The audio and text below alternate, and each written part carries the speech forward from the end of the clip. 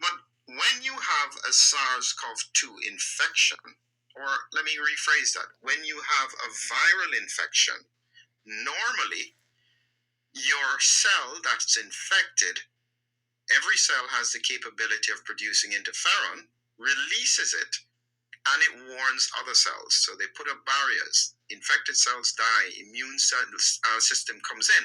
And this is how the body fights infection. Interferon is your most important early warning signal.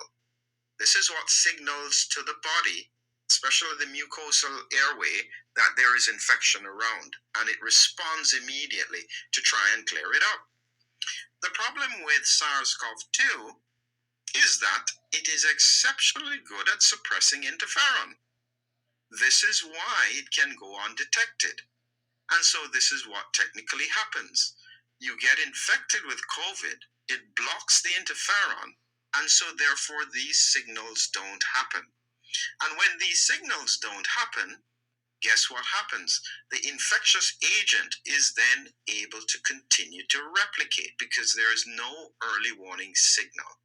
That's the first phase. So you may think to yourself, well, why am I highlighting vaccinated regions? And it's largely because of IgG4. I won't go into it now, but essentially IgG4 means that the immune system in these highly vaccinated regions is more permissive to SARS-CoV-2 infection. This is why the infection appears milder.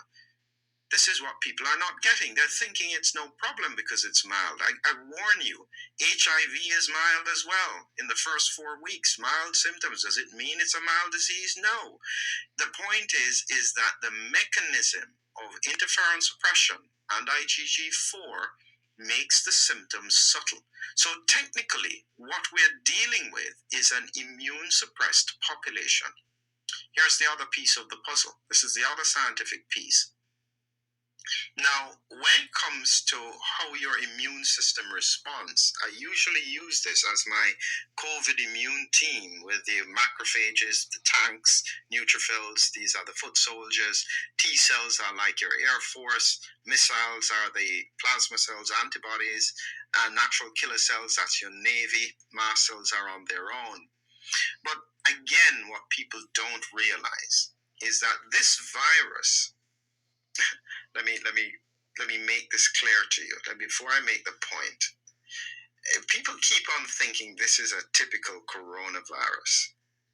This is a beast of a virus. This virus has capabilities beyond anything I have ever seen from any other virus. This thing is probably almost better than HIV. That is how remarkable this virus is.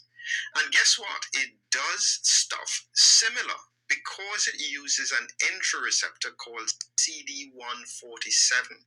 This is also an entry receptor used by other viruses, the HIV virus. So what it does when you have what you think is a mild infection is that it is taking out these immune cells, T cells, B cells, natural killer cells.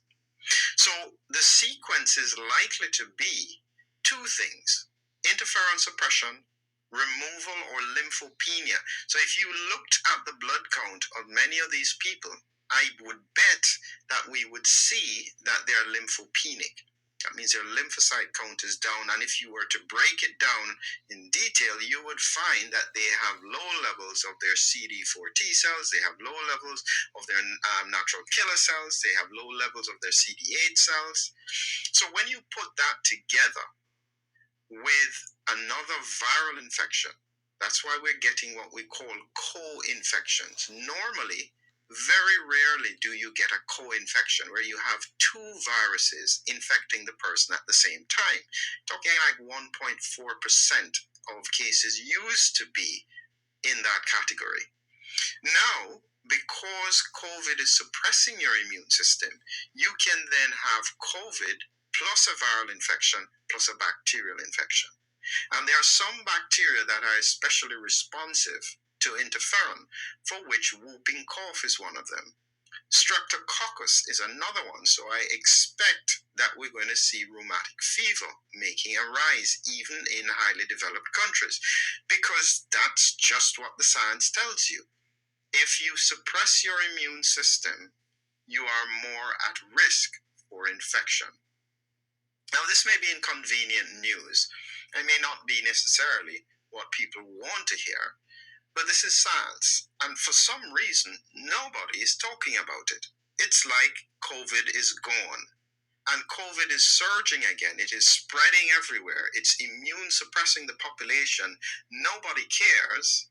So, what is it that is going to happen this winter? It's likely to be a disaster. That's the reality. That's the truth. Now, I may be wrong, but the science predicts that this is going to be right, and it's very, very worrying.